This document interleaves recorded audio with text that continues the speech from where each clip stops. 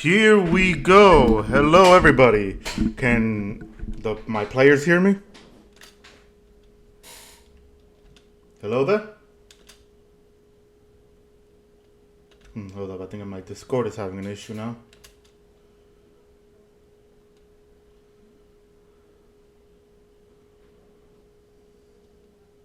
Hello there? Hello there? Can anybody hear me? Yes. No. Alright. So, now we are live once again, and hello everybody. We just need one more person, which is Asumi, and sadly Silas is going to be unavailable for a while due to some real life situations, so patience is key with them. I do have a backup plan to be able to get us going through our session smoothly without them until I at least get an update on their current situation. So, just need that one last player that is joining us. But, yes, hello everybody, and welcome to another exciting episode of, and finally I managed to get the name, the Quest Collectives. Just a bunch of nerds sitting around on the screen watching things happen while playing Dungeons and Dragons. With that, yeah, we just don't need that other player.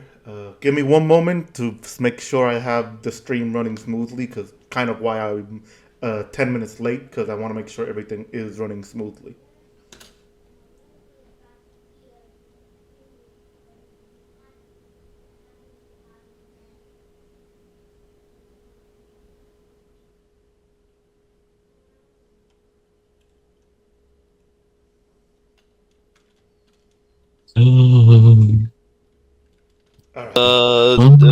DM, you have session 4 written on the Twitch and it's session 5. FYI.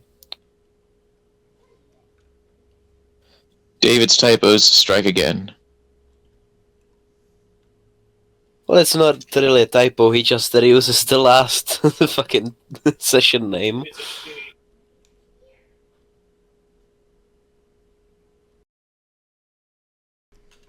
Alright, there we go. That's what I was trying to look for. Got it. Alright, is everybody ready to begin? Yes. Yes, sir. Yes. Alright.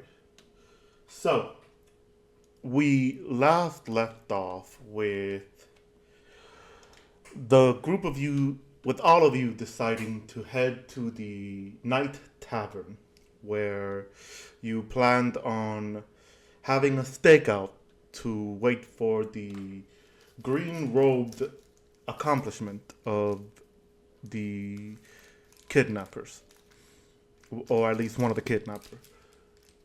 You managed to put on quite a show inside the tavern, where the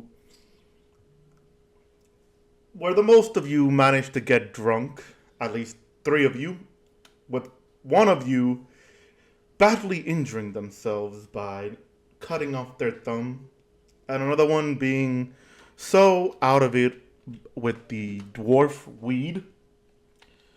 As such, this stakeout had to come to an end due to this unfortunate situation. But you also noticed one thing. Silas was not with you. The old man seemed to have been left behind and, according to Luke, assuming dropped off somewhere in Falador. And that's where our story will continue, focusing on Thimple at this moment, who went to look for our dear old man. Thimple, as you're walking, the last thing you recall was seeing Rudovic cry after witnessing a transparent and intangible bearer who he's unable to punch, assuming that they have killed the boar gnome, who quickly just ran back to the castle. As you're looking for Silas, Where do you go specifically? Do you look around the western side of the city? Oh, not western, sorry, eastern side of the city. Yeah, I'm gonna check around the fountain around that part of the city. All right. So as you walk around, trying to keep an eye on the old man, trying to see if you could spot him anywhere. Looking around the fountain area, you don't see anything yet. Due to there being due to it there being a small crowd. So do me a favor and roll for perception check.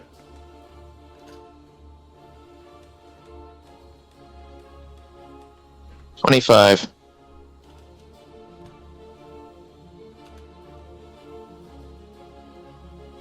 I'm sorry, what was it? 25. 25. Okay, not bad. All right. So, as you're looking around, from your height, the crowd made it a little bit hard for you. But you do know one thing. He is relatively slow, but well dressed. So you managed to spot him right there within the crowd, slowly walking, not amongst the crowd, but slow. You could see him just walking past the crowd itself. Just he doesn't seem like he's looking for any of you. More like he's following someone. Alright, I'm going to stealthily follow Silas, following whoever he's following. Right. As you decide to do that, do you blend within the crowd or you just casually follow? I'm probably gonna casually follow him, but executing my super stealthy abilities as a rogue. So basically, like ducking behind corners, hiding in the shadows, stuff like that. Alright. Well, thankfully, with the crowd within the area, you don't really need to roll for stealth. But as you're going in and you're looking, you finally get to a proper position where you could look and see who he's following. And you see he's following another elderly woman who's quickly walking towards a building, which you can assume is her house as she's getting through the keys. And Silas, the poor man, is just still behind, trying to catch up, but he's still just quickly walking.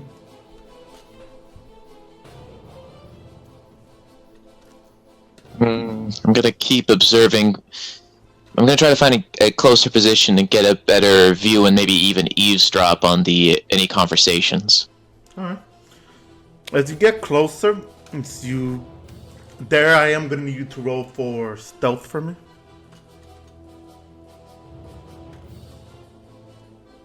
20. 20. Alright, and then let me see Silas real quick. For some reason my browser is a little slow. There you go. Alright, so he doesn't notice you yet, but as he finally gets closer, the elderly woman turns to him. And as you're close enough to eavesdrop, you hear, "Oh, I thought I lost you back there for a minute. I don't recall you ever being this slow, my old friend." To which he responds, "Oh, well, you know, the age gets the best of me. So come on, we have a lot of catching up to do." "Of course," she responds. "Let me first get ready. I'll be upstairs. Just make yourself home. You could go on ahead and get some tea ready if you wish. And I'll be with you momentarily." She says as she opens the door and walks in, and Silas starts walking in very slowly.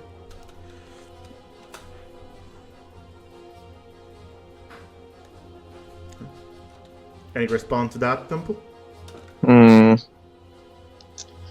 Well, I guess that's a tricky situation because it does just seem like he's hanging out with an old friend. So I guess what I'll do is, as they're going inside, I'll sneak in behind them, find a random space, and wait for Silas to notice me. I'm sorry, repeat that. You find a random space to what? basically, I'm gonna try to sneak in and remain hidden until the old lady's upstairs, and then I'm gonna find a like a chair or something, and wait for Silas to notice me sitting next to him. Alright, roll for stealth one last time since you're trying to sneak in.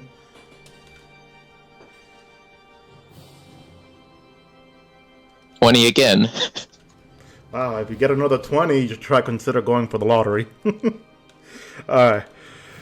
As you make your way in, and perfectly in, and as the older lady starts walking up the stairs, Silas just goes, and he just grabs a chair slowly. As you're already sitting down, just waiting for him to notice you. You could tell how slow he is for his age. As he's grabbing the chair and just sitting down to the point where he's finally facing you. He goes, oh, hey there, Thimble. Where did you come from? Doesn't matter. If you wanted to hang out with your friend, you could have just told us. I was a little worried when we couldn't find you with the rest of the group. Well, to be fair, you all left me behind. You forgot that these old bones are slow. I tried calling out, but again, my voice itself too. So, while I was walking towards the tavern, I bumped into my old friend back in Varrock. She seems to be doing pretty well for herself, so I thought maybe it was a good time to catch up. Both, history and physically, if you know what I mean. Unfortunately, I do. Alright. Well, I mean, I get that, but I also feel like there has to be another way for you to list. Whatever. I guess I'll leave you to it then. I will apologize. I should have probably came to you guys first to let you know that I found an old friend, but it was either I continue walking to the tavern or I can't make it to this lovely house where I can get friendly with. Yeah, okay, you can stop, Silas. The mental picture is scarred in my head. I don't need to know anymore. Alright, well, at the very least, we know you're okay. We're gonna have to rethink our plans since, A, the guy didn't show up, and B, you were kind of essential to the plan, so... Oh, what happened? Rudy got drunk and cut off one of his fingers. Oh, that sounds horrible. Did you need a repair? Because I think I have a sewing kit with me. Thankfully, Asumi put it back on, but, yeah, it got weirder after that, so basically we have to try again tomorrow. I just came trying to look for you to see if you were okay and whatnot. I'll go let the others know, so you can, do your thing. Alright, well, once I finish catching up with my good friend here, I'll probably wait for you at the castle unless something else comes up. If anything, think of this as an opportunity for me to help on the sideline, being all stealthy. I could probably see what she knows about the kidnappings as well. Yeah, you do that. Let us know what you find out and whatnot. Have fun. And then Thibble gets out of the chair and awkwardly leaves the house to go join the others at the castle. As you leave, and after saying have fun, he responds, "That's the plan! Hopefully these old bones don't break." Yay. So, with that mental image in your head that you're trying so hard to get rid of, you leave and you return to the castle. Meanwhile, Bera, you made it to the castle safe and sound since you're the first one there. Running away from Rudovic. You find yourself back in the barracks where you're just calmly there. Considering the beat up you got before, do you do anything to try to fix your bruises, wounds, or anything? 1 second.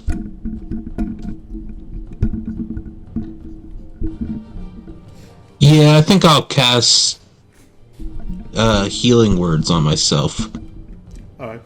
So you take a moment and you just use what you have as the source of spellcasting.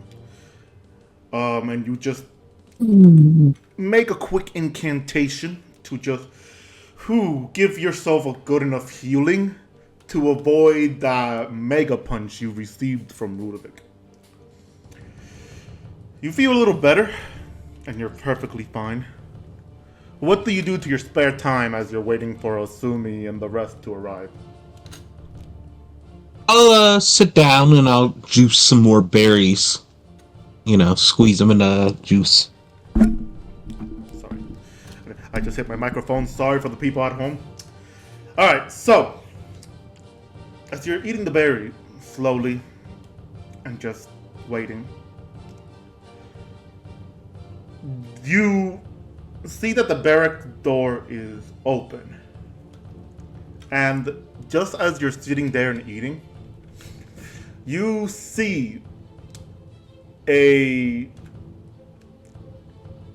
elderly man holding a golden staff with on the very top having what it appears to be a blade that is designed to look almost like a wing of a sword, but just like on the side of the blade is missing some metals on it, made to look like a wing of a sword. The staff itself is gold, while the blade part is just pure silver.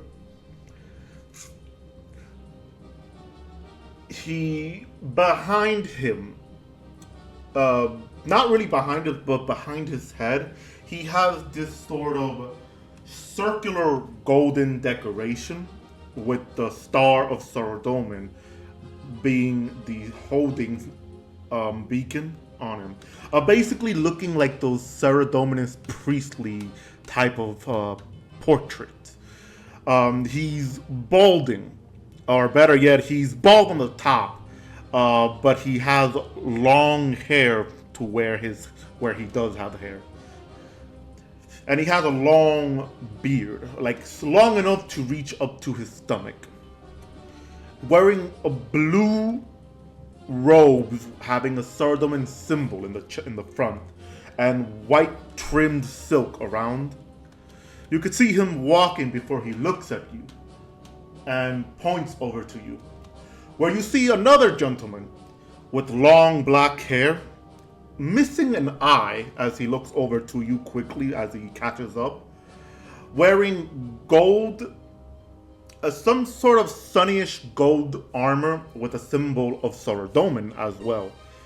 Looks over to you, and he gestures the priestly looking fellow to hold before he walks over to you. What is your reaction, and what would you do as you see him walk over to you? I'd get my berry juices out and I'd go, "Oh, hello there. What ails you? I can fix you up."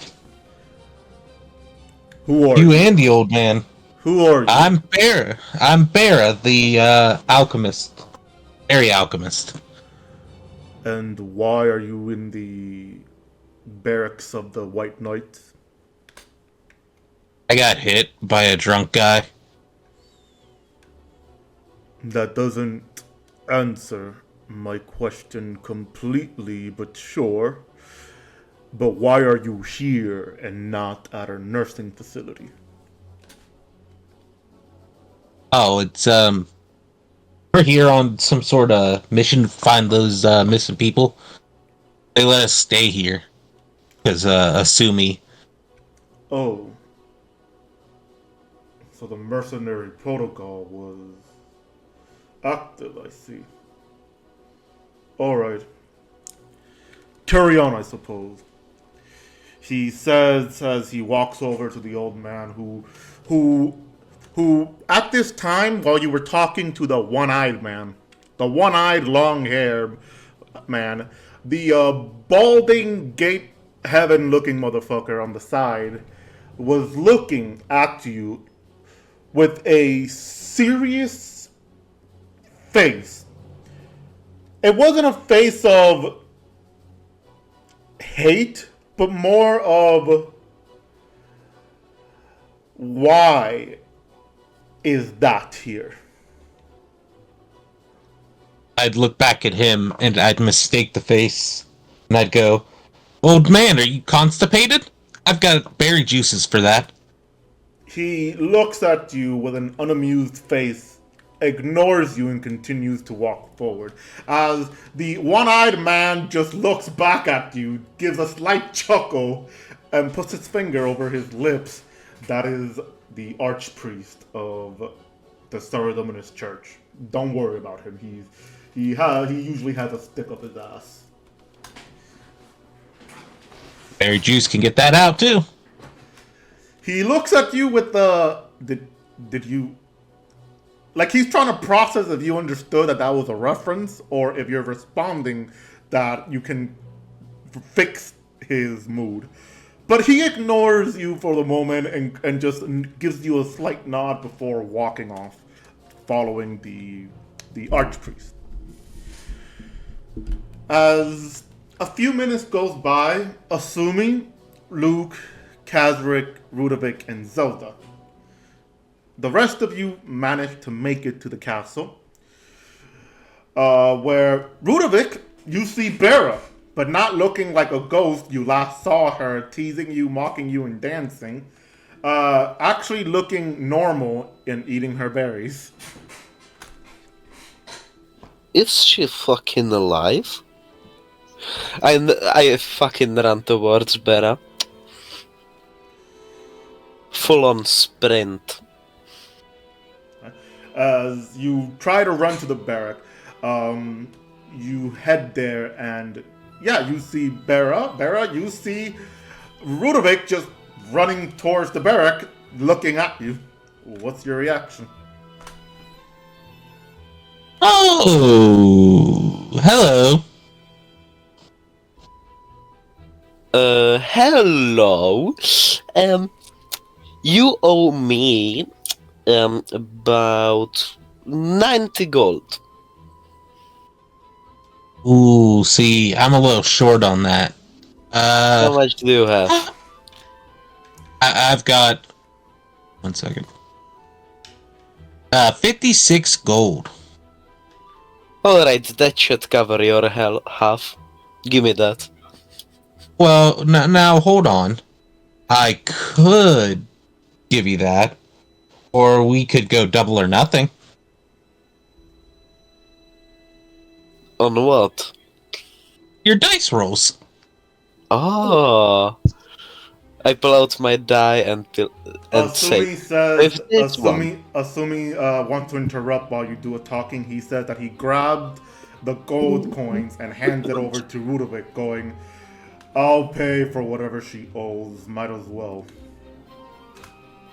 Alright, thank you, Asumi.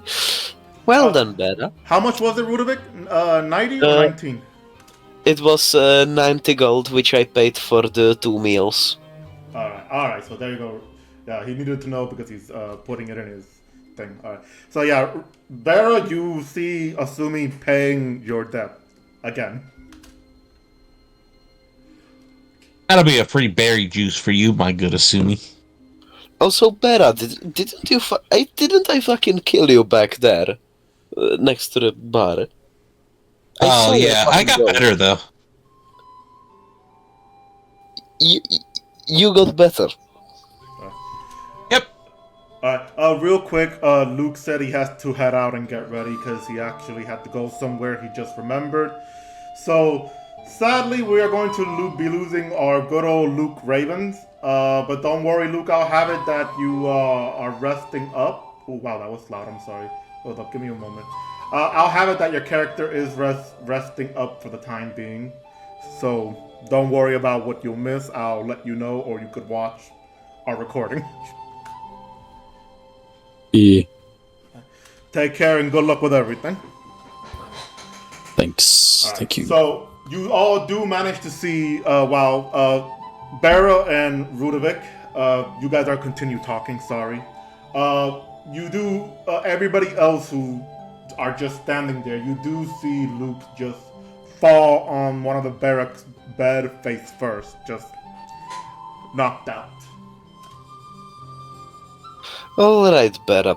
Since Sumi, bless his soul, paid for you, you no longer owe anything to me, which is very good for you. Also, the fact that you somehow got better after dying, good for you. I thought resurrection magic was very rare, but good for you. Yeah,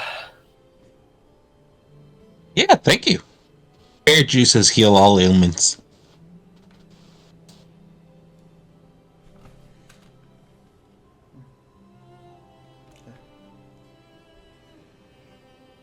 With that, with a moment of Luke falling face first to the bed, Kazarit, Zelda, what do you guys do? Do you guys also fall face first to the bed trying to sober up, or do you do something else to try to sober up?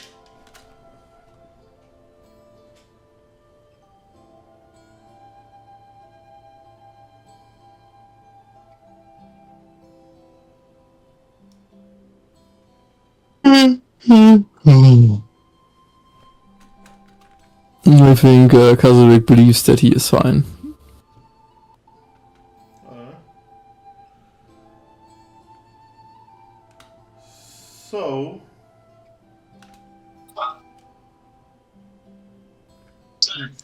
So, given that you guys are just in the barracks, simple, a few minutes comes by that you finally make it to the castle, and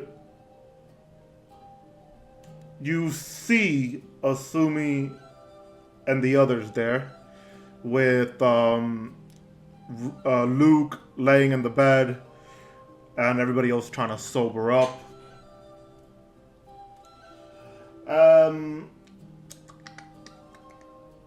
Yeah, what would you inform them or tell them? Or what would you do? Alright, once I get inside, I'd go, alright, so, turns out, when we lost Silas, he ran to an old friend, so he's gonna be spending the night with her. Don't think too hard about it. And so, odds are, we probably won't be seeing him for, like, a day, maybe a day or two, depending on how slow he is, because holy shit is he slow. So we might need to rethink our initial plan about catching the kidnapper guy and getting to the new rendezvous location.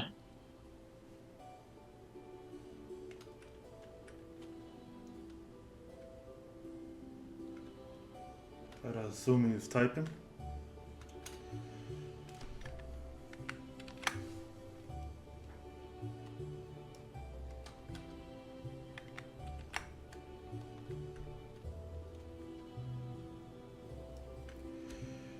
Asumi responds with, yes, I suppose we can go with my initial plan then. I had stated that we could head over to the Wizard Tower to see what we know. Maybe see if, perhaps on Klimdu is here. If we can try to reverse engineer those bracelets and wand, we could probably find the source that cast the spells on them. I guess if we have no other choice, that might be our best bet then.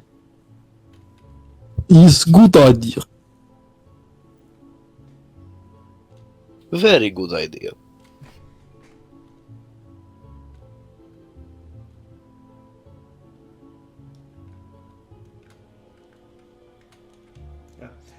With that,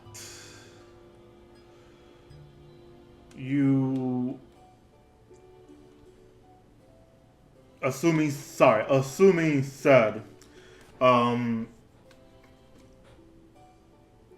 yeah, no, you wouldn't know. That's the thing, you wouldn't know. But you do need to talk to Sir Amic, remember? You said you were going to do that?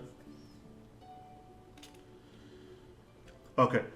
So Asumi will go on ahead and start mentions that he's gonna go upstairs and talk to Sir Amic to be able to let him know what their plan is. And he does just that if anybody wants to follow him. Just gonna stay down here. I'ma go follow him. You're a little bit sober now, but not too sober because the brain death is not something to play around with. But as you go with him, Asumi, you don't see Amic at his usual location. But you do see a knight there, just basically just standing, sitting on the spot that Amic would be. What do you do?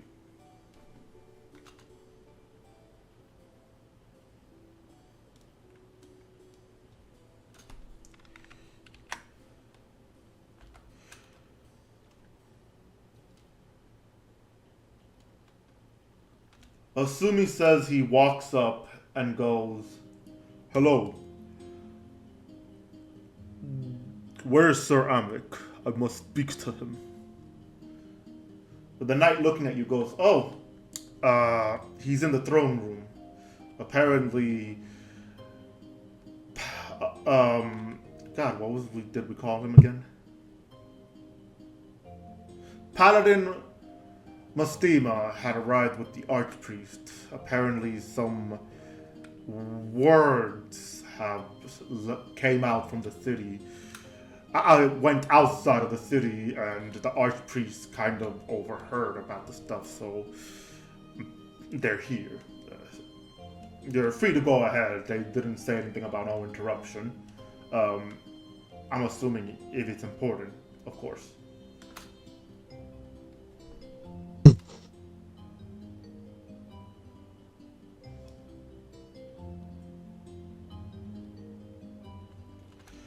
Asumi goes, "Yes, it is important. Thank you." As he starts leading you, Rudovic, and anybody else to the throne room. Going through the castle's,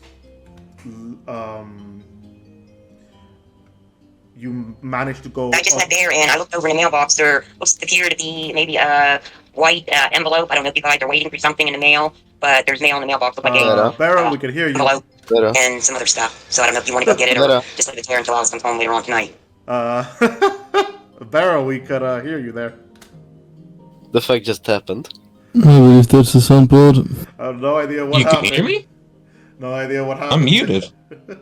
Well, we were able to hear all that. Something about a mail. Oh, Yeah, I'm some sorry. boy. I was muted, but That's fine, weird. It's fine. Just letting you know so you can understand that me and the people at home are going to be able to hear you. gotcha. But don't worry. Anyway, You can still hear me and I'm muted. don't worry. But anyway, so going through the castle, you go up the stairs a second time, and there you are in the throne room. Let me go on ahead and get an image of the throne room real quick, unless Dimple wants to beat me to it.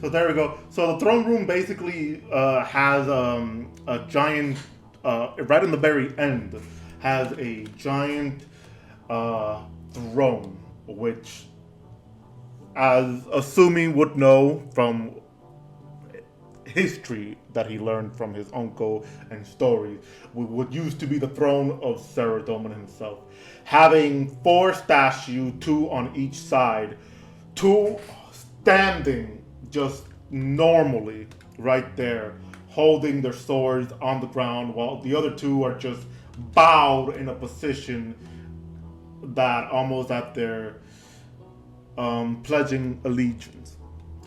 And there's our pillars with shields, with triangle-shaped shield or kite shields, with the star of Saradomin there, and a large chandelier right on the very top. Everything is decorated in bluish. You see Rudovic, I believe you're the only one there, right? With Asumi? Yeah, with Asumi? Yep. Right. So you've never seen something like this before. You've never been in a throne room in Varrock. But you assume they all look like this now. They have to. This is just going all out. So you're looking and you see a dark-skinned woman with a bunch of what did she used to wear? Hold up, I'm sorry. Like, this is being rude to the character itself. Give me one quick moment.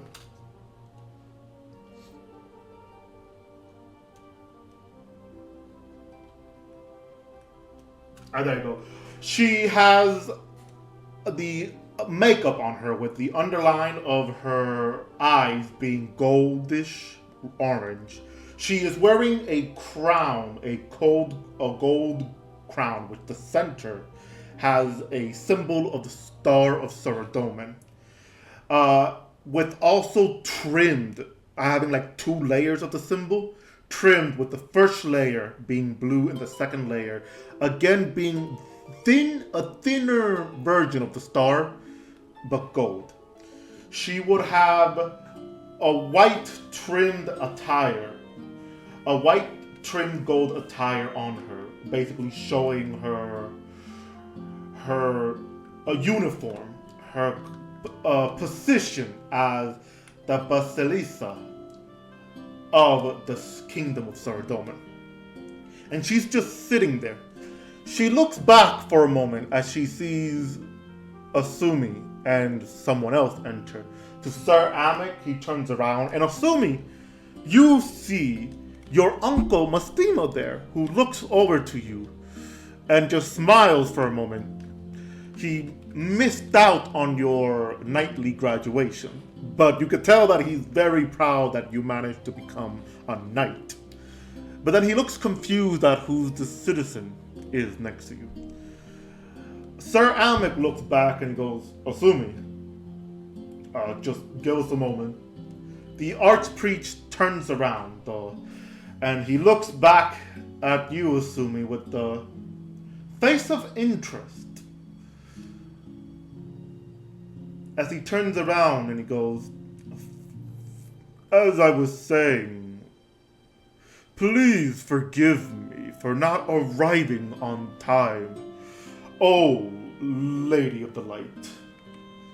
I was unable to bestow my gratitude to seeing such a magnificent display such as yourself, to be bestowed such great responsibility by your father. Although, I will not lie if I say I'm a little bit jealous. But I am here on more important news. I have overheard that the city is undergoing some kidnapping. Which is why I'm here to offer a solution, if I may. The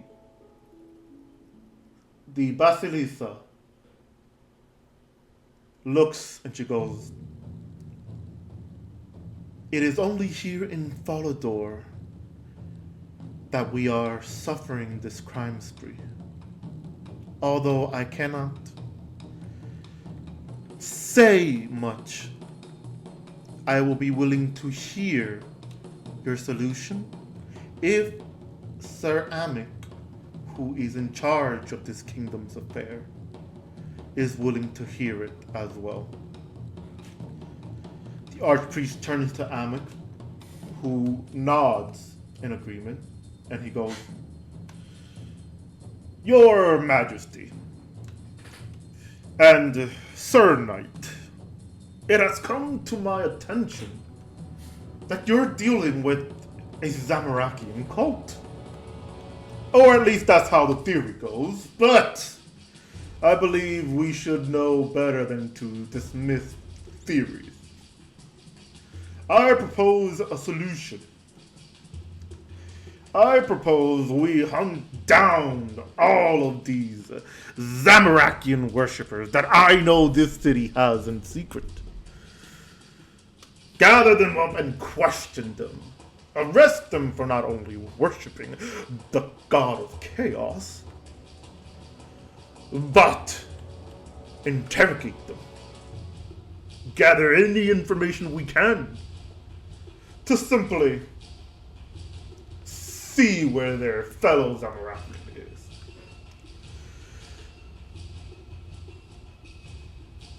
Asumi speaks up and goes, "That is a horrible idea. Doing so will not only cause panic, but a lot of civilians here are trying to hide from their public religious belief. If we were to publicly out them, the city would turn against them. The citizens will turn against them. We could end up losing civilians more than gaining trust." The old man, the archpriest, turns to Asumi, a brow raised in, "Did he just interrupt me?" To which Ceramic looked back. You could tell he's a bit serious, not liking Asumi's interruption, but you could tell that he's a bit proud too. Mastima is just looking at the Basilissa, just giving a slight smirk at her direction, which of course she smirks back as she knows who this is. And she goes, "Asumi, you believe that we shouldn't go along with this idea? That perhaps it is better to avoid a public panic?" He is typing now.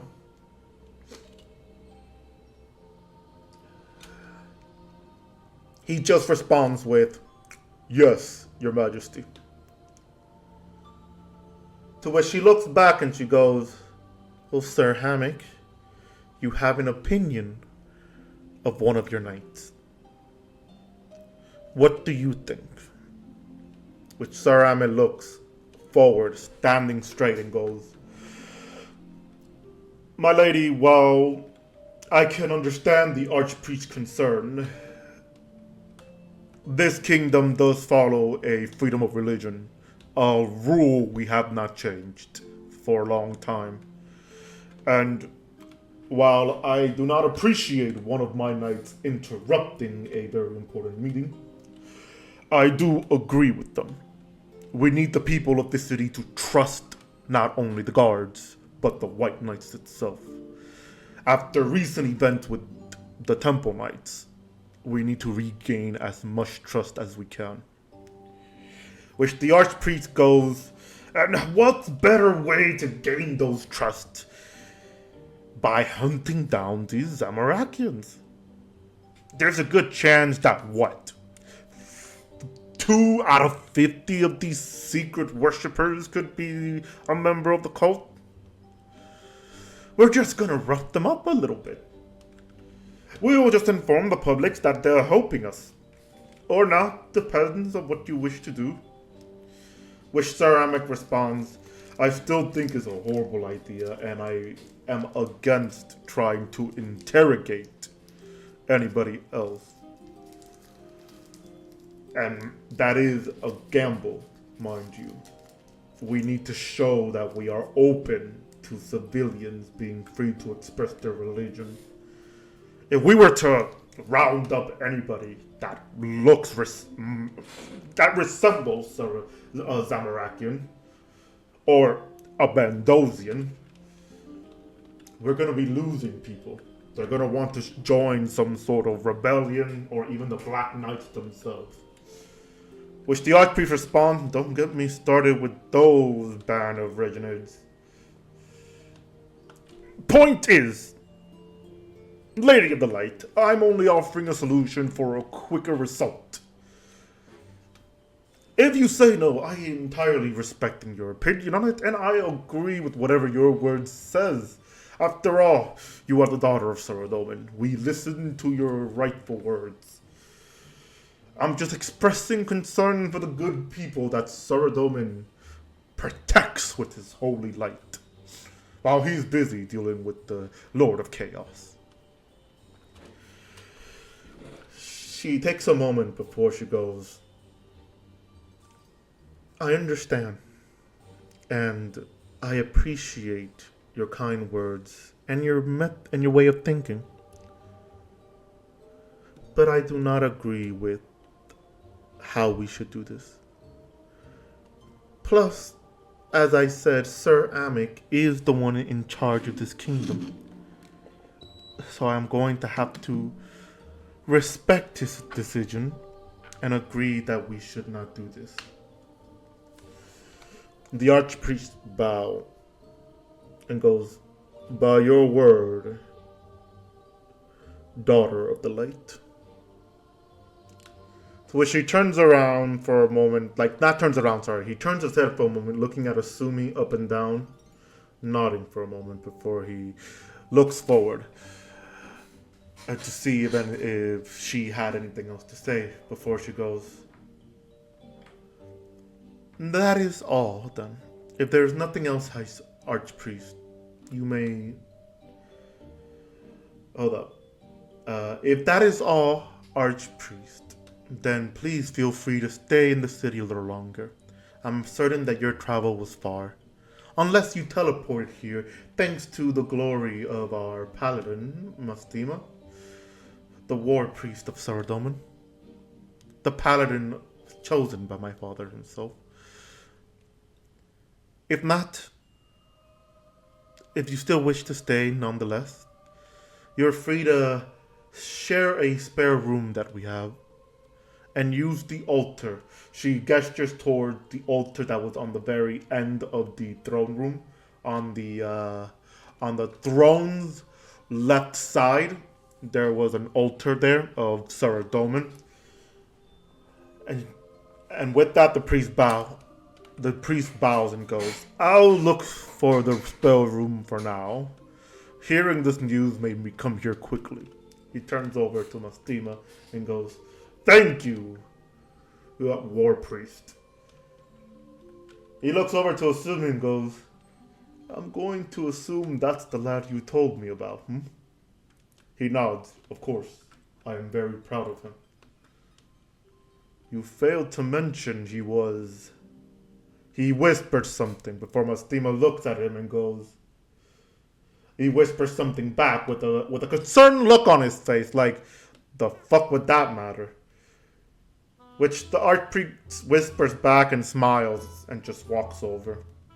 Before he uses his staff to gently tap Asumi's shoulder armor and goes, Saradomin looks proudly upon you. May more of this world's species look upon you and hope that you, more like you, rises up as he walks down the stairs. Ceramic looks back at the ballista and goes, I forgive for my night interruption. I am going to see what they need, Your Majesty. Is there anything else you wish for me to do? That is all. No. Go on ahead and do what you need. I shall be in my studies. I have to make sure I catch up with this world's history so I can fully understand more about this plane. As she says, she gets up and she heads over to her study, which Amic turns around and goes, usually I would punish those that interrupts an important meeting like this. But, like your uncle here, as I can see, we're proud of you. But I'm going to assume you're not here to interrupt the meeting. Is there anything I can help you with? Asumi looks at Mastima, had it ready here, like he had it ready. He looks at Mastima and goes, Uncle, do you think perhaps you can help us? We managed to find out that there's some kidnapping using a kidnapper. Sorry, wow, I'm reading this horribly. Forgive me, people. I'm a little bit woozy on medication, so give me a moment. There are kidnappers using bracelets to track each other, and they use a wand, not only for combat, but to also teleport to the location. To which Mastima looks at you and goes, I see. I'm going to assume you want me to do what exactly? Track the source?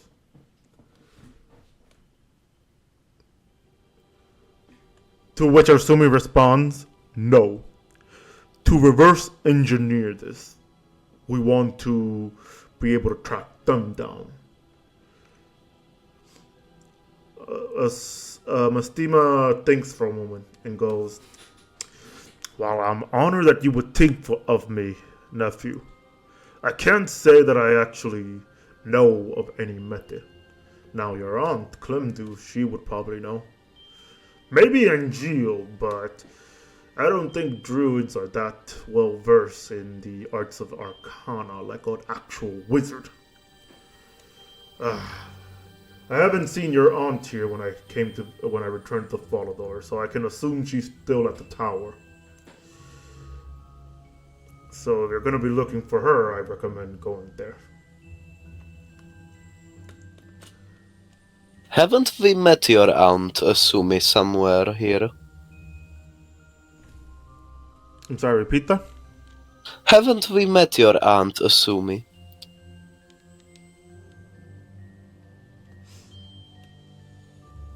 Sorry, what are you trying to ask Azumi? Because he's typing right now, so I just want to know. As a dungeon master, hard of hearing. If I asked him if we haven't met his aunt already. I believe we did. If you have met the aunt, yeah, I'm asking. Yeah, you met one of them. Yeah, you met one of them. But yeah, I'll let Asumi respond to that. Yeah. So Asumi first tells Mastima first, going, Then I suppose, Sir Amic, with your permission, I would like to take my friends with me to go straight to the Wizard Tower to be able to speak with my aunt or one of the wizards to see if they can reverse engineer the items that we found. To which Sir Amic goes, well, if it is part of the mission, then yes, I could send words real quick. Whatever means of travel you have, take it. But I expect you to report back just to ensure that you're okay.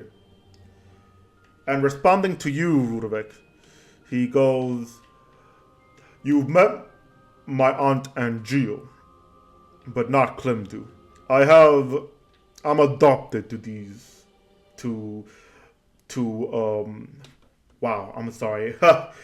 Sumi, stop editing this, please. I'm trying to read this. I don't care about your typo. I can read it myself. Sorry. I am adopted to friends of my mother. So I usually have a lot of aunts and uncles.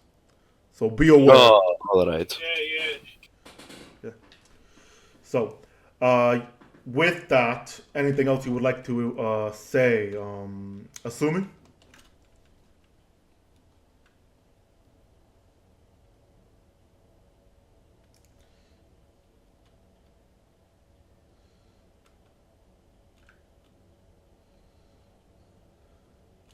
Alright. He says no, and he just bows to Sir Amic.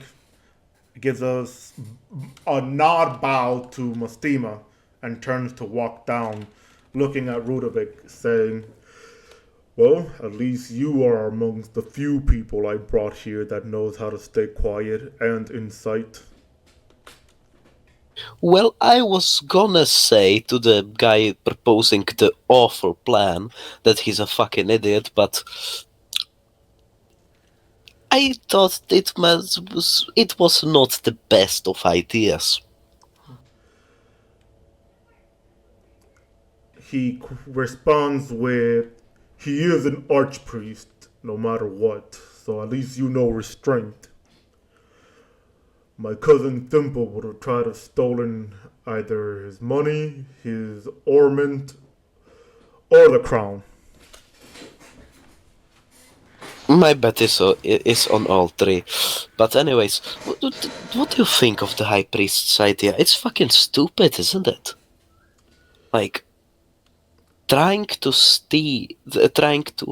round up every Zamorakian in the city would cause mass panic, would be discrimination because we don't know exactly what cult it is. So, not a very good idea, by him. He responds, saying, while I agree that his plan is unacceptable and not the best motion, I understand why, but he's thinking about it with a closed mind. He's only looking out for the Saradominist, and I assume the people of this city, not everyone else. So I do not have any negative opinion per se. He is an archpriest of my religion. I have to show respect, at least enough of it. Well, sometimes even people in higher places of power can be really shitty, you know that? Yes, close mind my fucking ears. Why not just, if you have list of worshippers, why not send letter to them, ask for help, say that you do not want to do this open for their sake. They may be help if they understand what's good for them. But I sure blackout only full of idiots, as Priester said. Hold up, Kazarick, you're not with them yet. They haven't arrived. So, They haven't arrived to the barrack yet. They're still talking, walking.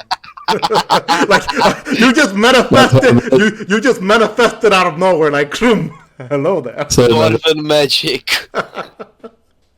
It's okay. Yes. It's okay. Don't worry. We could just say that you were walking around and you overheard them, if you want. no, I said the barracks. All right. So yeah, you guys overhear Kazarick, who just was walking around and just ended up, boom, oh hey, saying that.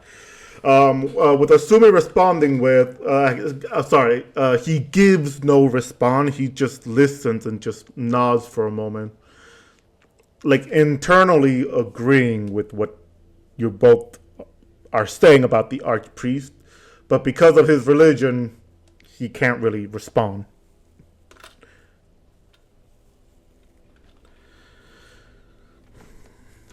With that, you guys are climbing down the stairs. You got down the stairs, you're walking, and you climb down the next set of stairs.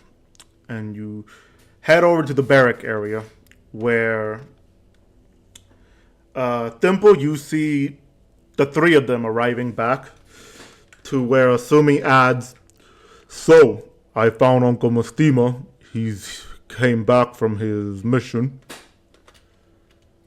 About time. He was away for a while now. Did he say whether he was going to be able to help us with reverse engineering that bracelet one thing, or are we going to still have to go to the Wizard's Tower? Well, despite the fact that he is honored, he says that he doesn't know anything about reverse engineering. So the tower it is. Can you at least teleport us there? Or at least to Draenor Village, just help save us a little time on the journey. That's a good question. Hold up, out of character here. Asumi, did you ever visit the tower with Klimdu in your backstory? Because I think that would warrant the ability to at least teleport around there. And he says he's checking real quick, but he doesn't recall.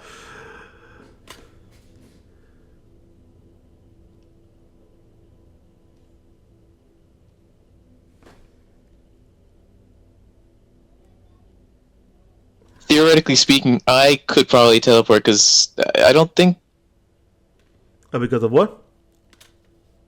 I have the teleport spell in my book, so at the very least I can teleport myself, but because I don't have 3rd level spell slots, I cannot teleport anyone else. Right. Right. Assuming says that he wouldn't know the teleport because he doesn't seem to have it in his background, so he doesn't have any means to teleport to the tower. And he also has teleport, but he's not high enough to cast the spell for others. Right? Yeah. Okay. Alright, so he's still typing to respond to you.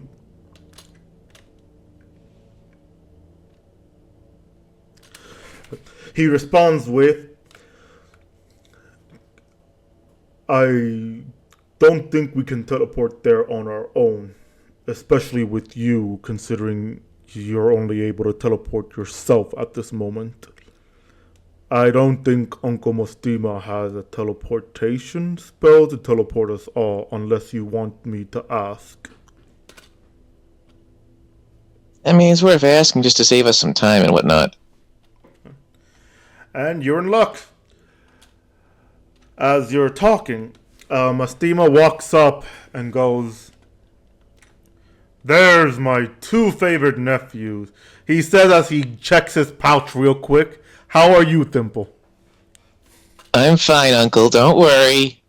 I had no intention of pickpocketing you this time.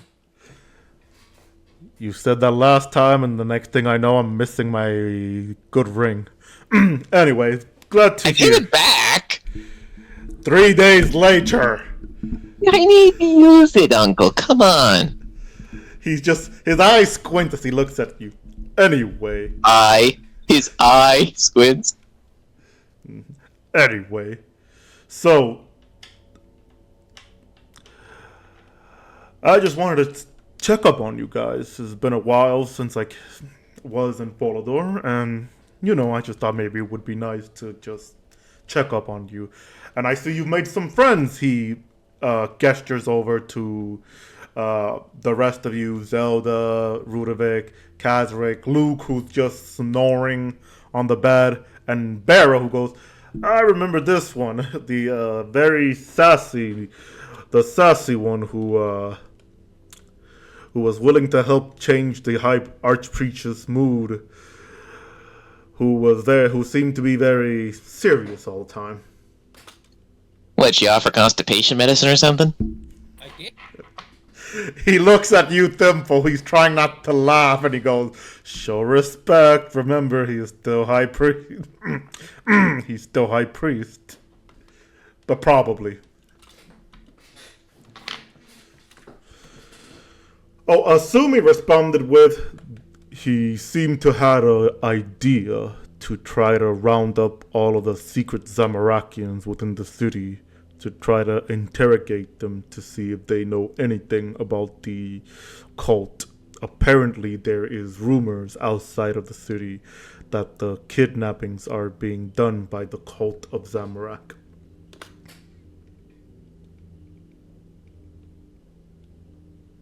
He said that to you, Thimple. Sorry, say that again? He was basically informing you what the Archpriest wanted to do, his plan. Of course. Yeah, that's not a good thing. Okay, is it weird that that the captain of the guard also had a very similar plan? Should we be worried that those two might be working together? Mastima looks at you and goes, the captain of the guard had a similar idea? Yeah, well, not as extreme as that, but pretty similar. Basically, releasing information about there being a Zamarakian, that this is a Zamarakian cult doing it, and essentially encouraging the Zamarakians getting rounded up just to get information and whatnot. There's a weird similarity between those two ideas, and so, I don't know, I thought it was a non-coincidence. They remind me of myself a bit. Remember the stories how I told you too, how I was a hardcore Saradominist? You're not still a hardcore Saradominist? Listen, smartass, I'm not that hardcore. Point is that I can understand their reasoning. I too would rather have an entire rounding up of Zamarakians. Only difference is I would most likely kill them. Now I would try to convert them, but back then I would have slaughtered them even if they were citizens. Well, that's shitty, don't you think? The point is that I'm a changed man, and obviously, hearing the word of my God tell me to show more mercy. I'm just saying that I understand why they're doing it. It's the view of Saradomin. It needs to remain pure. But it's usually, I suppose you could say, misinterpreted by most people. So, I wouldn't be too concerned about it. But I do think we should keep an eye on the two of them. Mostly the Archpriest. Apparently, it mattered to him about Osumi being a half-orc. When I started mentioning him about Osumi, I never mentioned he was a half-orc, and he brought it up. Oh, great, he's one of those guys. Osumi responds with, huh. I suppose he got a rude awakening. Which Mastima chuckles and goes, one of those guys with a rude awakening. But still, I'm just gonna keep a close eye on him, just in case he tries to do something behind our back. As an archpriest, he has authority. Not too much authority, but enough to do something. Anyway, so are you heading to the wizard tower now?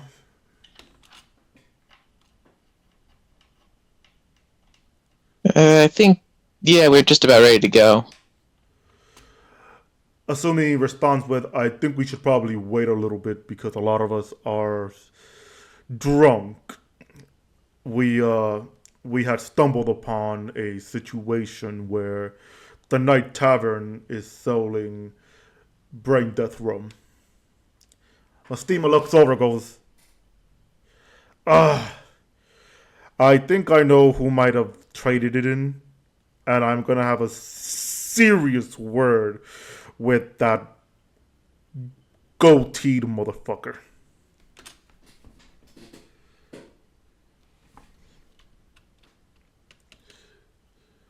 Nonetheless, it's fine. Just good luck on your travels. I'm going to go and catch up with Sir Amic and then try to see if I can speak with the Archpriest to make sure he doesn't try to do anything crazy. Asumi, it was great seeing you, my child. May Saradomin continue to guide your way. To Asumi's friend, may Saradomin do the same, and may he bless you on your journey. He looks over to you, Thimble, and he checks his pouch again. Really? Really? I love you too, Thimble. Behave. See you later, Uncle. He goes on ahead and he leaves with a thumbs up. As he leaves, you see he goes to open the barrack door and then close it. Assuming you would want the noise of the outside as you start hearing a training routine being done. Some yelling, some grunting, sword clashing, metal sword hitting armored. It starts to tone down as he closes the door. Asumi responds with a chuckle and just goes, I told you you shouldn't try to steal from him. He becomes paranoid.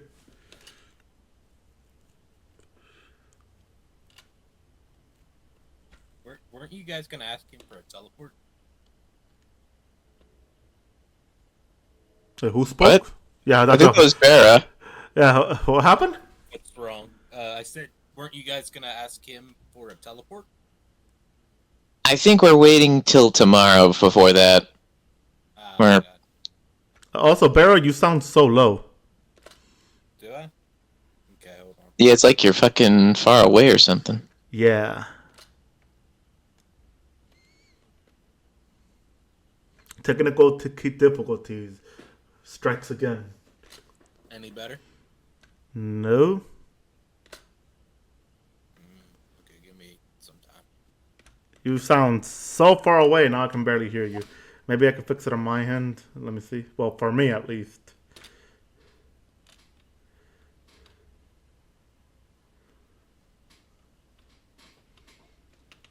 But yeah, try talking now. Oh, you muted yourself. You're trying to figure it out. Okay. But yeah, Thimble, did you hear what Assuming told you? Not really. What happened? He said that he, as Mastima leaves, he chuckles, and he looks towards you and said, "I told you shouldn't try to steal from him. Now he's become paranoid." Well, to be fair, he was already paranoid. Like, I don't even need to do anything anymore. I do it once, and he assumes I'm going to do it again and again. I think our uncle has a serious trust issues.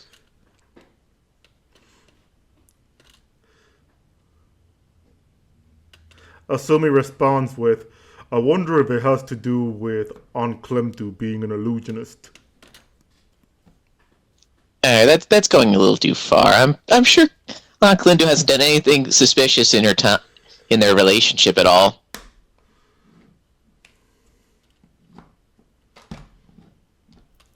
Which she responds with, "I'm just saying, she could have pulled a prank on him." I doubt it. I mean, as a holy man of Saradomin, surely he could see through all illusions, right? He just he just responds with squints eyes at you.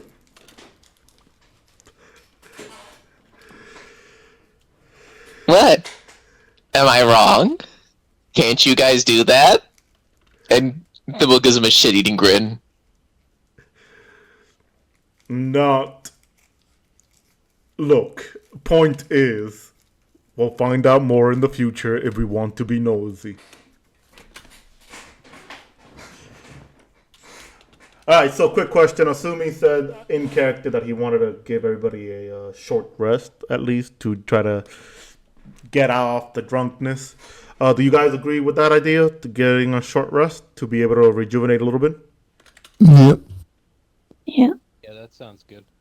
Barra, I swear to God, you sound so far away. Dale? You still Yeah. do, yeah. You're like the one guy on the other side of the classroom who's trying to be part of the conversation. While everyone's getting a short rest, can I go buy some runes? Yeah. Just first, everybody who's staying here, go ahead and have a short rest. Thimble, yeah, you go out of your way to go to the shop real quick and to buy some more runes. I'm buying 27 of them. How much are they each? 2 GP? I believe it was like 3 CPs. Let me double check. I could be wrong.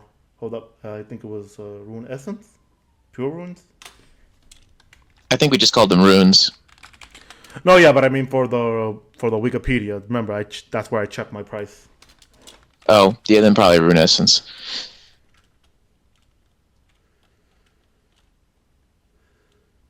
Yeah, we had it for 4 GP each. 4 GP, so I'm doing 27. So let me do some math real quick and I'll take care of that. Yeah, okay, yeah. So I just gotta remember, pure essence and rune essence are 4 GP each, so it doesn't matter. All right. In the future, ladies and gentlemen, who's watching at home, I might just start labeling each spell for each runes, but I'm lazy, so it's not gonna happen anytime soon. Be aware. Alright, Barra, do you want to test out your microphone now? The what now? Barra left and came back, so I was going to see if... Yeah, let's find out. Is it working?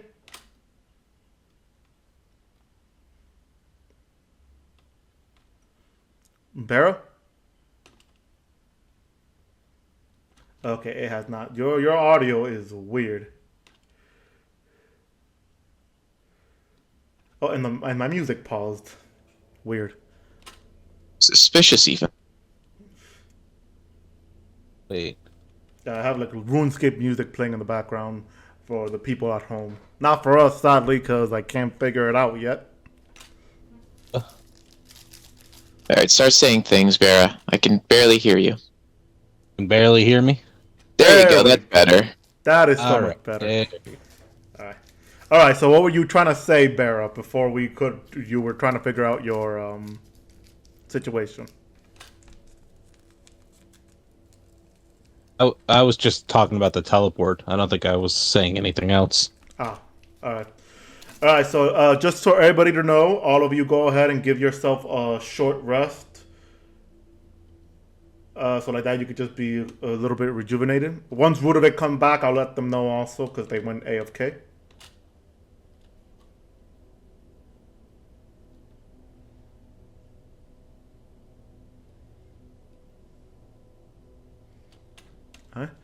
Make sure you give yourself the rolls for the rest also, because I know you do have moment. Welcome back, Rudovic.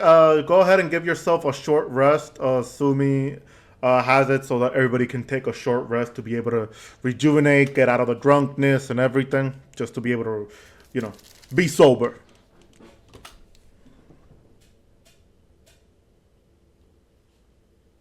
Short rest taken.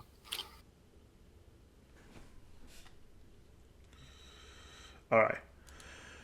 So, after about 2-3 hours of just resting up, rejuvenating yourself.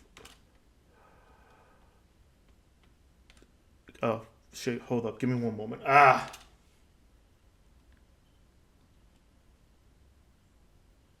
He accidentally dropped his music. Yeah. All right. So, while you are all just have given yourself a short rest, you feel yourself fully rejuvenated and ready to continue. Are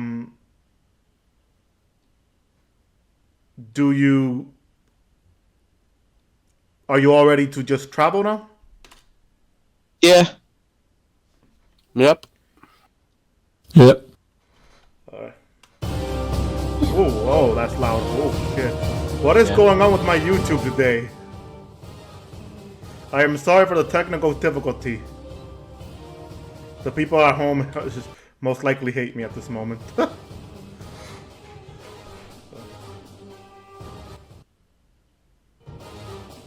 Jesus. I'm so sorry. Okay, there we go. Fixed. Alright. So,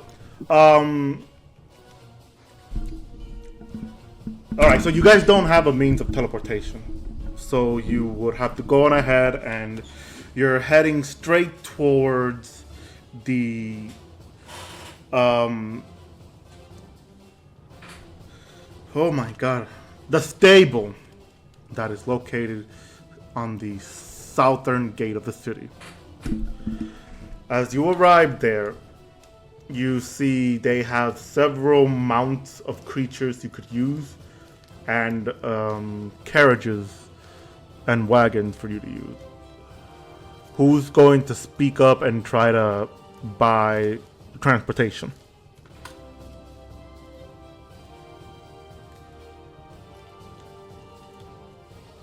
Better. Go ahead. Better. I only got 56 cents. Old. Better. I will go with you. You will do the talking, and you will get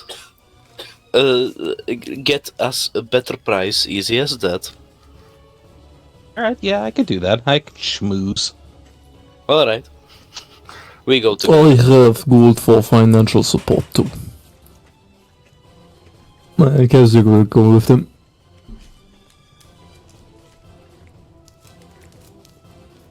Alright, I'm ready to schmooze. Oh god. Okay, so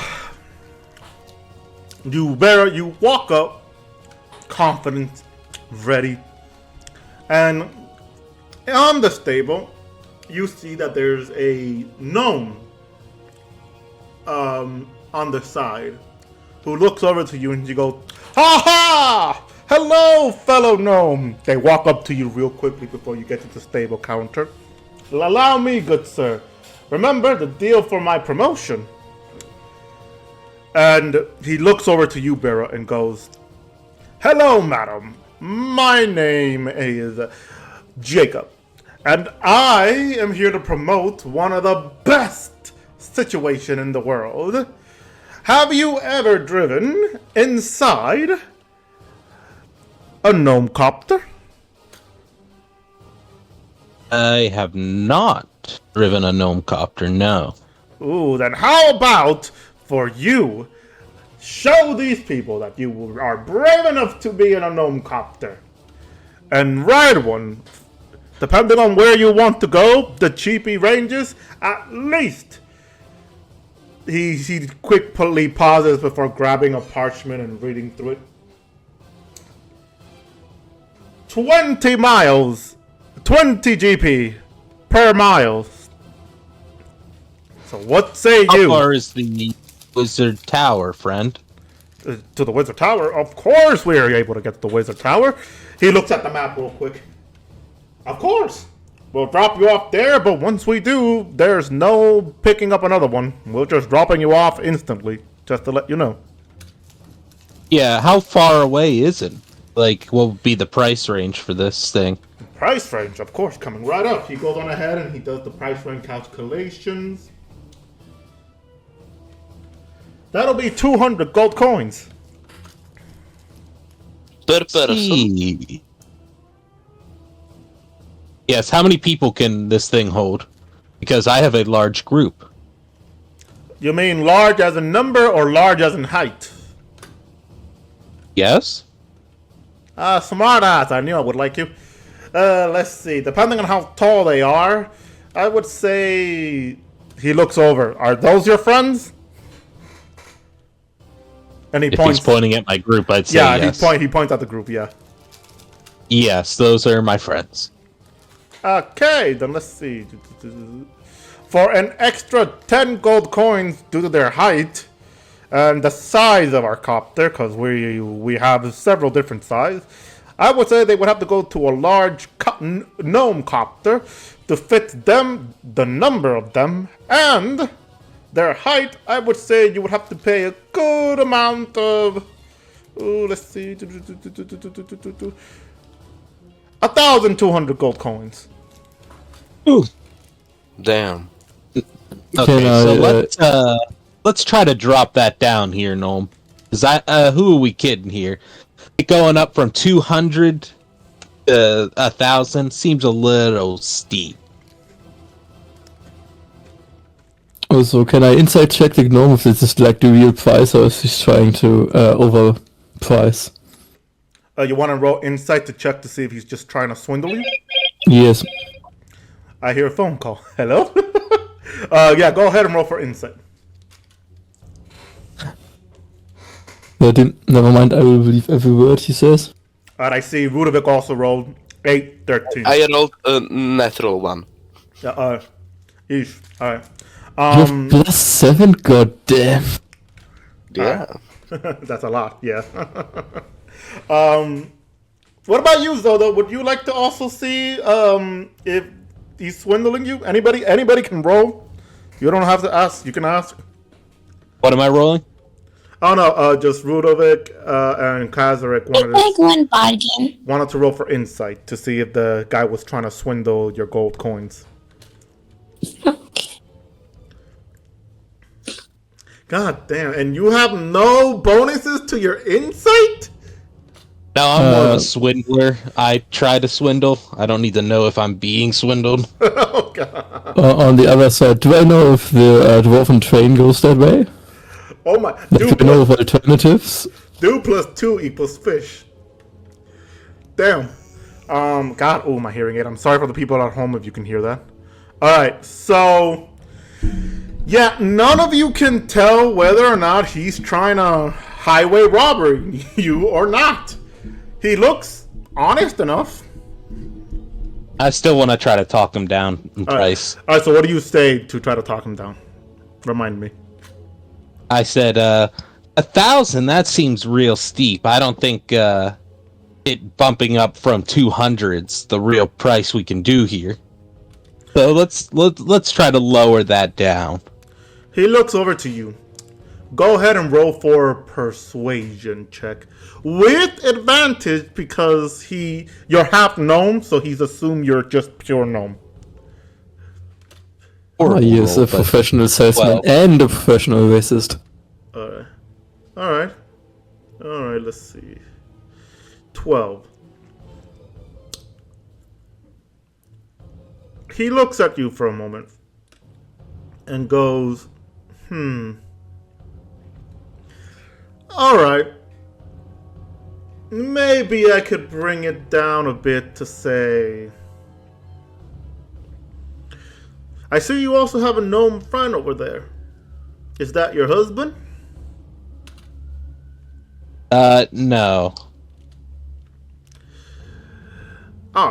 Then I suppose I could say that.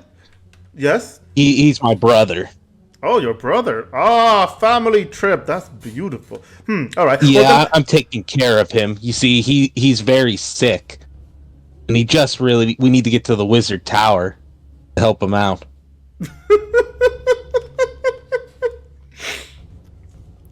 Go ahead and roll for deception now.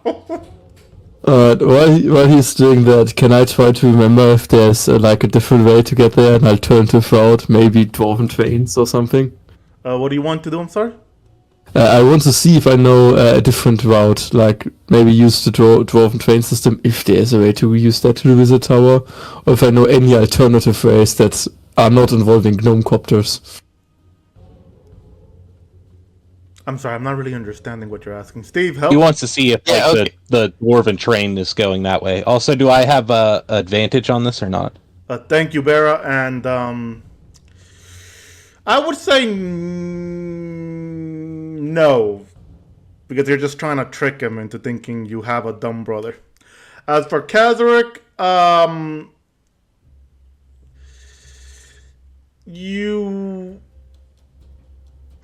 hold up. You know, you don't have to look for it, but you know, by being a guard, you know that the train takes you to the Kingdom Mithrin underground city called, they takes you to an underground city called Dorgishkan, which is a underground goblin city for the more advanced goblins, not like the surface one. From your knowledge, the surface of that is the town of Lumbridge, which is still pretty far away from the Wizard Tower. So you wouldn't know how far it is, but you know that it would still take quite a walk. And at least with the copter, it'll take you straight to the tower. And you could use the train again by walking to Lumbridge, or just walk back to Follow, whichever it is. Well, in that case, I would like to support the deception check with the help action of Bera. I know much already rolled.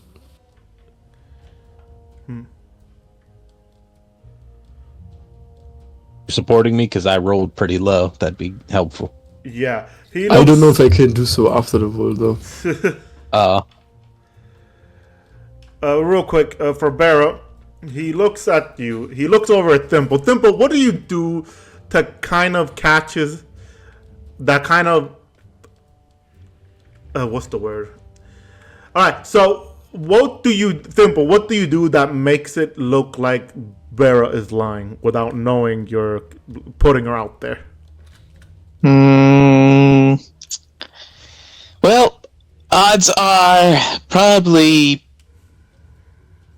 I don't know, just disappearing instantly and appearing right behind her.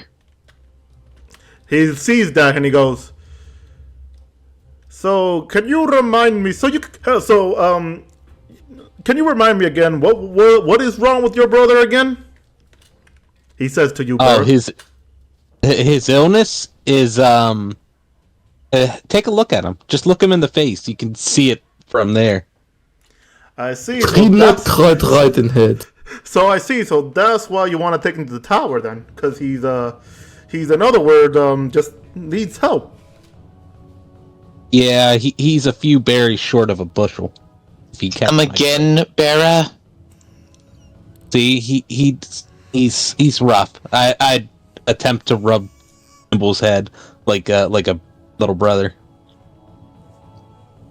Touch me again and I will stab you.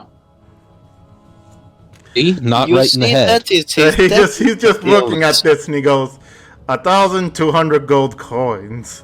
Asumi steps up and tries to use his night charm and says, is there any way that we can have the price at least halved? We're on an important mission. He looks over to you, Asumi, and he goes, oh, a white knight. Go ahead and roll for persuasion as well with advantage.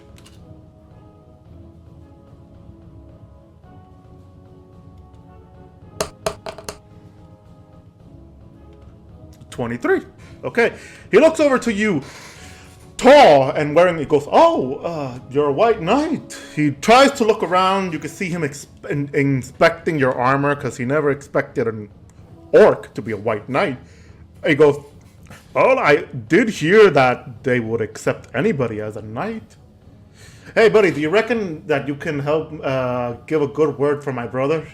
I didn't know, but he also wants to be a white knight, and if they let you be a white knight, whew!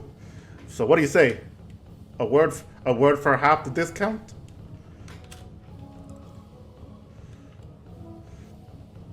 Asumi responds with, "Sure, so long as we pay for half of the price because we're on an important mission." Of course! Say no more, you get half the price. He looks over to you, Thimble, and in Gnomish, he says, "We don't have insurance of liability for if somebody falls off the gnome copter. And we don't ask questions either." Thimble responds in Gnomish. Perfect. Thanks. Does And he Dara just kind of has an understand? evil smile. Quick question, does Dara understand Gnomish? She does. So you hear that. Oh, Asumi also knows Gnomish. Oh no. And Asumi responded in Gnomish saying, "Please do not commit murder." It's not gonna be murder, it's gonna be an accident. Maybe. I don't know. He just squints his eyes and pulls out a half. So give me one moment to use my calculator. I'm a big boy, let me do it myself.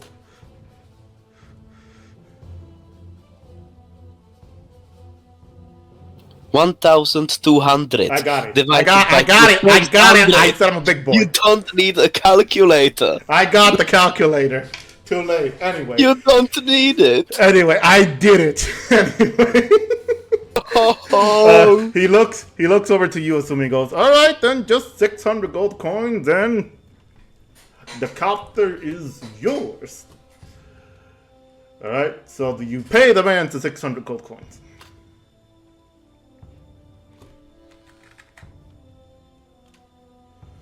How are you gonna split the money? Sorry, repeat that. How are we going to split the money? I think we're first gonna see how much Asumi's gonna be able to pay, and then I guess we cover how much is left over, since it's a total of 600 to go there. Okay. Yeah. I think Also, we should to cover ask, more. Assuming already Hold made discount. on. One at a time. Zelda, what were you trying to say? I wanted to ask Thimble, is the gnome copter safe? So long as you stay inside it, yeah. It's really just a matter of being, like, hanging off the edge or something, but if you stay closer to the center and away from the sides of it, you should be fine. That means it's not safe. That doesn't sound safe. Well, it's safe so long as you are acting safely. Just follow my lead and you'll be fine. Alright, I'm trusting you. Alright, so with that, I assume he goes on ahead and pays 600 gold coins. Thimble, Dimple, you could tell that his pouch is getting lighter now. Just as he's trying to put it in somewhere safely, you could tell that his pouch is getting lighter. Being a good cousin you are, of course you could tell. You'll always tell. Yes, because I'm his cousin, I definitely could tell. Definitely that aspect, and not the whole thief part. Kazwick would intervene at that because Azumi already halved the cost, so he would at least pay 150 gold. And he would not let himself be swayed. You know, may as well also throw in 150. I don't want to be outdone by Kazrick. Yeah, I'm not gonna let the short guy outchat me. 200. So yeah, they all pitched in and gave you gold coins. How much is it? 500 total. 500 in total. All right. So assume you only need to pay 100. I mean, what the fuck is this? He already saved us 600 gold coins, and we're gonna be like, yeah, he can pay the rest too. Asumi looks back and says, "Thank you." Now, where is the gnome copter? Of course, right this way. As he goes on ahead and he leads you, and you see it is a gnome copter. A simple, it is you as a gnome who was aside raised originally from your father in the stronghold, and then eventually raised with your aunt. You know what a gnome copter looked like, and you know the average gnome copter.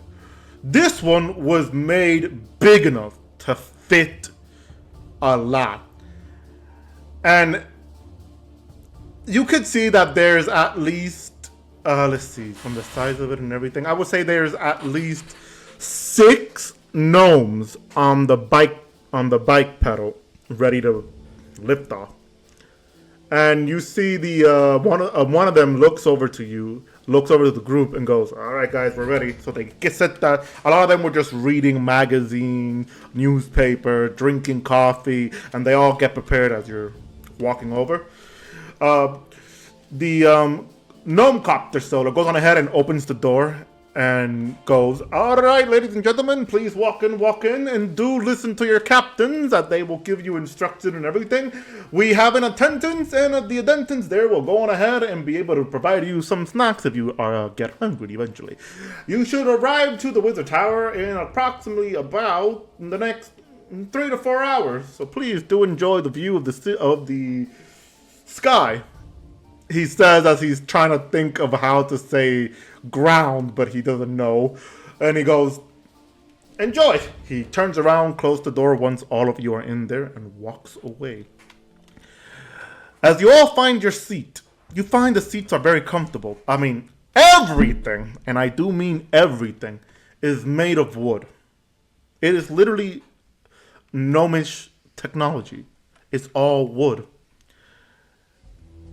But despite being made of wood, the cushions, the seats are comfortable enough because they have like pillow-like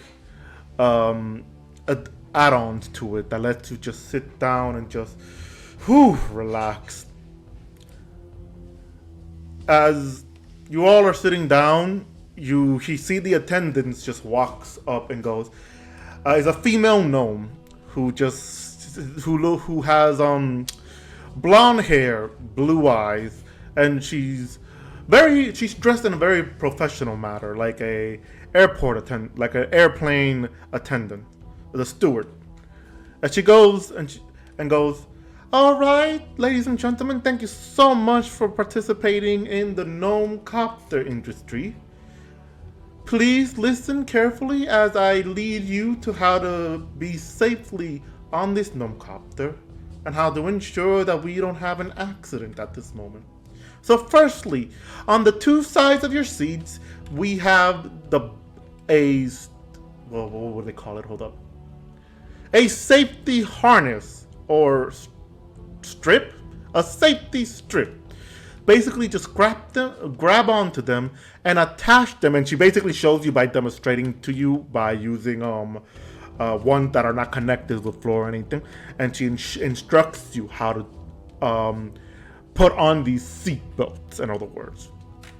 and then make sure they're tight enough that when you just try to hop, the seat doesn't wiggle that much. Then please make sure that you stay in your seat at all times. If you wish to look over, please do so by just leaning. She goes on her head and she gets in front of you, Thimble, where she gives a slight little wink and leans over. Please leans over slightly enough. If you wish to look down, just make sure you do it like this, enough to not put enough pressure onto the copter, and not to put too much pressure on your body to the railing. She goes back to the center and goes, last but not least, if you are hungry and require snack or any beverage, please do make sure that you grab the bell that is under your seat and ring it. Place the bell back and I will come to you as quick as possible. Any questions before we take off?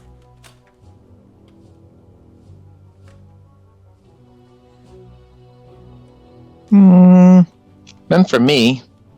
Is this entire thing just powered by 6 gnomes? Repeat that, sorry? Is this entire thing powered by 6 gnomes? Yeah, there's 6. There's a total of 6 gnome ready to fly the plane, copter. That doesn't sound very safe. Well, let's hope let's see how that works out, though. First, let's see how that works out. Assuming does Gnomes ask don't a get question. tired. Sorry, what? Gnomes don't get tired. Don't worry about it. Assuming ask, would our weight be significant enough? You have 6 gnomes. I'm wearing full armor. Most of us are. To which the attendant responds, do not worry. We have made sure that this gnome copter is capable of lifting off even with several of you having full heavy armor. Any other question to the attendants, or are we ready to lift off?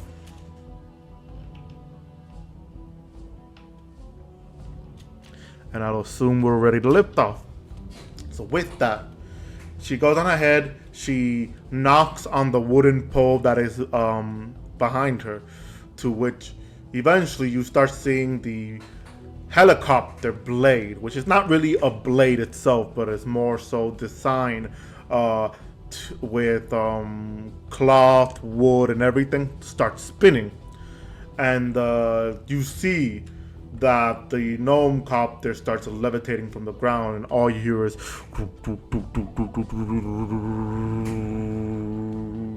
and then the steward, she's basically the attendants. Wow, I am so medicated right now. I'm not that deep, it's just my brain is trying to say words and it's not letting me.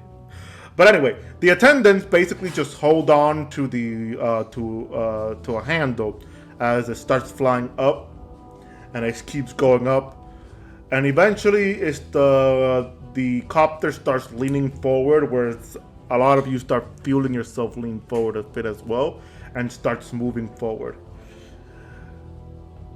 Who wants to be the first to look how high you are? I would like to do so. As you see that you're high enough and it's moving, you decide to go on ahead and lean over the railing a little bit as instruction.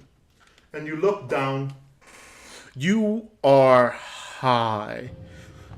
You look down and you see the city looks like the size of a model, of a small model. Everything looked like ants to you. You're that far high, so you know if you fall, it's over for you. What is your reaction to that? Kazarik will do the only good reaction one can have to such thing. He will take out a small bottle of liquor and he will take a big sip before stashing it again. Everybody else, who here also likes to view how high you are? I'll see. After you. Right. So as you look down to see how high you are, your vision zooms in and out that you see yeah, you're gonna fall if you just continue to stare. Like, your body will make you want to tip over if it wasn't for the safety harness itself.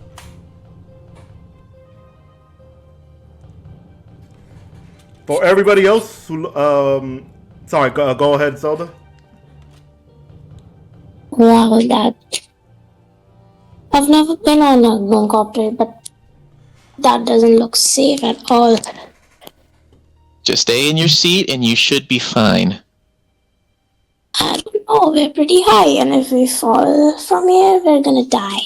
So, Well, yeah, I mean, fall from a great height is going to kill anyone unless they, I don't know, are somehow invincible. But generally speaking, so long as things operate as they are supposed to, we should be fine. we'll see. Assuming says he's holding on to the two sides of the seat because he just remembered he gave his character one thing that his character remembers now.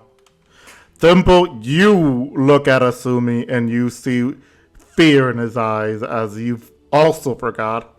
As a cousin, he's afraid of height. Oh. Shit, you know, it kind of escaped my mind that this might happen. I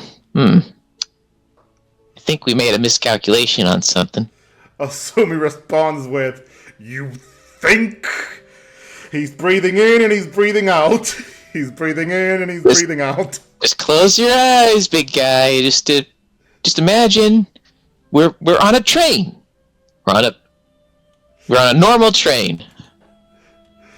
He said, he just put LOL, but also here you go. Like, if you guys look at the stream, I added an actual image of the sky in a way. Let me give you a quick look at what I posted on the stream for the message for you guys. Hold up. Wait. Where is my Discord? I erased your Discord. There is no Discord. There is only Zool. Can you stop erasing my shit, Steve? But here you go. This is the how high you are. Whoa, look everyone, I can like see a bird. I can almost touch it. We're so high up. Go ahead, Farrah, touch it.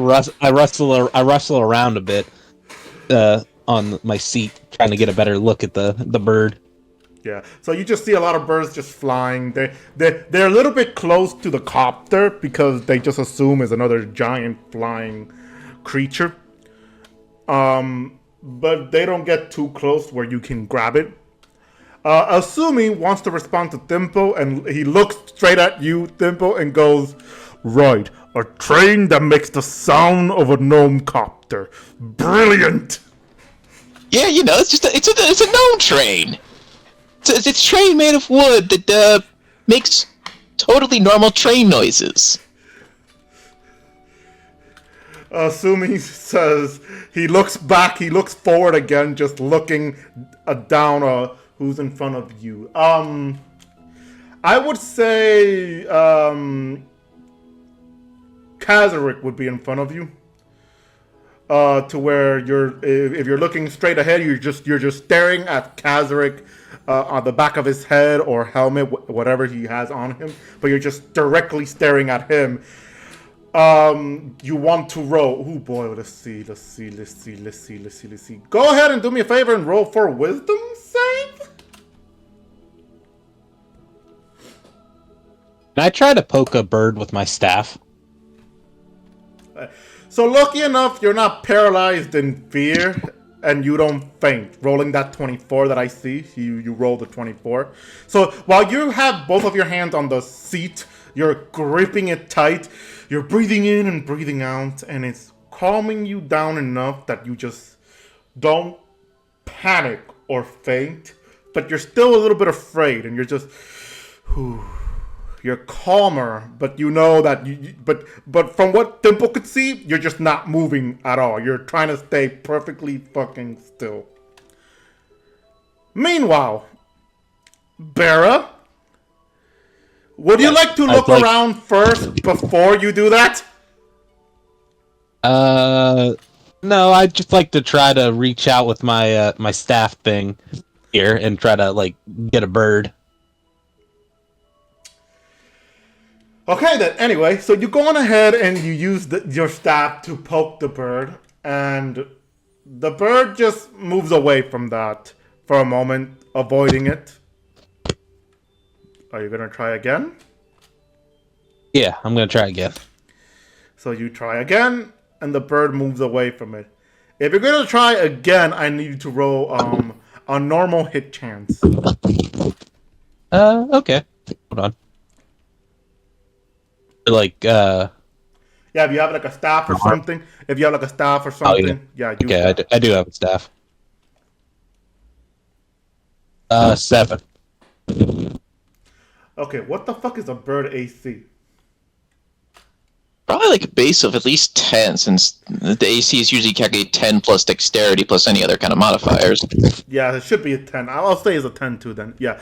So, as you try to poke the bird again, the bird just flies away, goes to you, like flies away, flies around, quickly gets on the back of your chairs, on the back, gets on it, looks at you, and before you could even notice, he goes to peck you on the head, which I need to quickly actually make a roll for you. Actually, you do notice the bird behind you, but before you could react or not, I gotta do that as a roll. So I can be nice enough. Where is my dice? Hold on.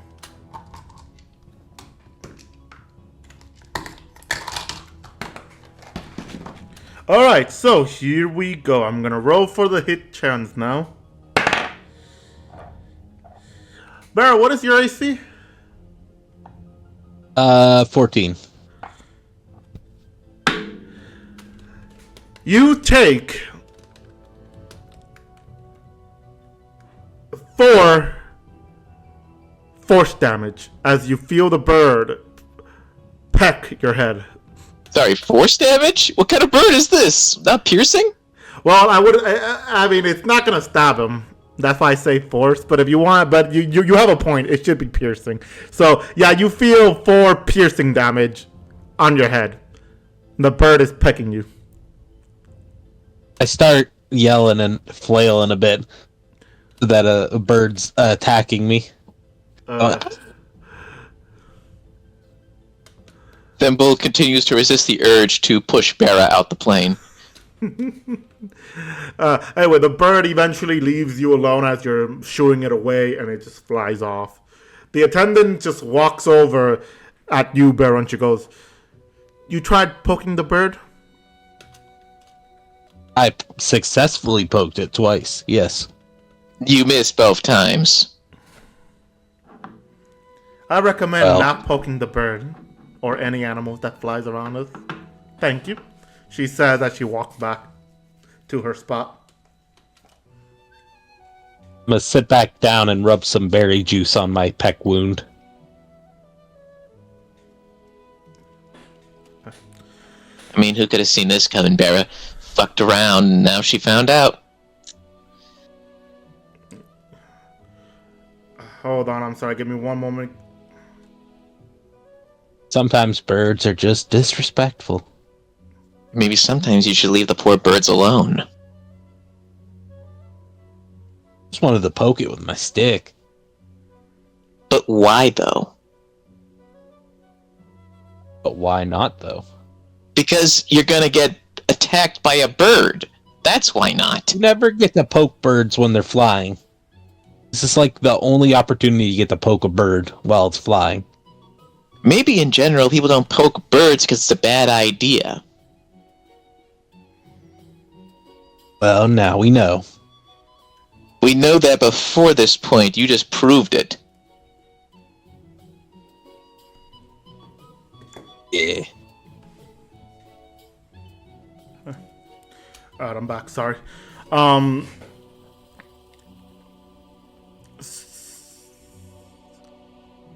You all are now still flying through the skies.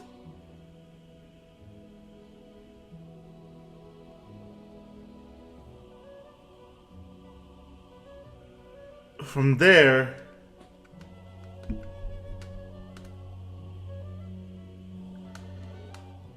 you start smelling the scent of salt water, indicating that you are flying over the Port Sarum, as you look down to see where the saltwater scent is coming from. Except for those who are afraid of height, which I'm surprised that is something from you, Asumi. But those who lean a little bit just to see, you're flying over Port Sarum. And you could see a lot of ships sailing in and out of the port, out of the area. The copter continues to fly, and more birds start surrounding the copter, trying to match the flying speed of it.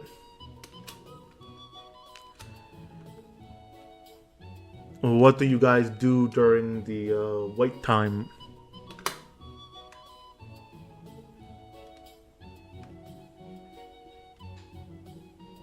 I'm going to whistle.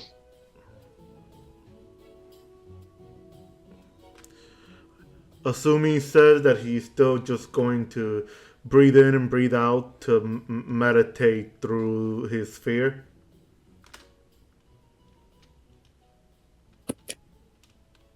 I will just look at the birds.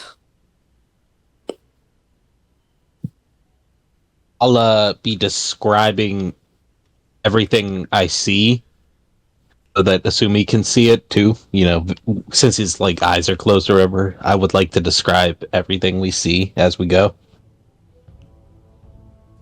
I'm Kezri. sorry, repeat that? I want to make sure I heard you right.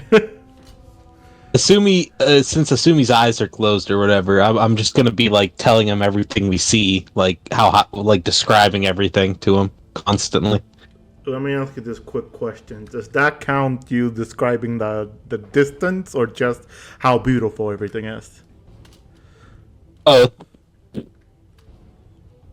Huh? both of them, both the distance and the beauty. Dimple, do you have any reaction to this one making Asumi feel worse? Yes, I'd lean over and whisper in her ear, "Keep making this worse, and you'll find out whether you can fly or not." I can't. Oh, you know, we don't have to test that. Then keep your mouth shut. Asumi responds with just eyes just looking forward and just with the intention of with the only thing in his mind is he is about to break his code of honor and throw Bear out the fucking copter.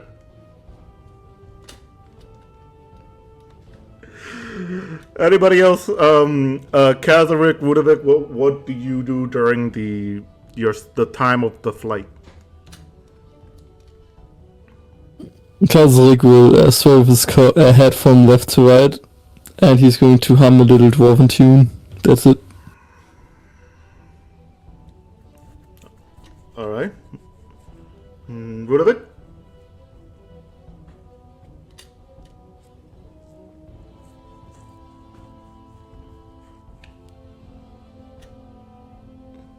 I guess they went AFK.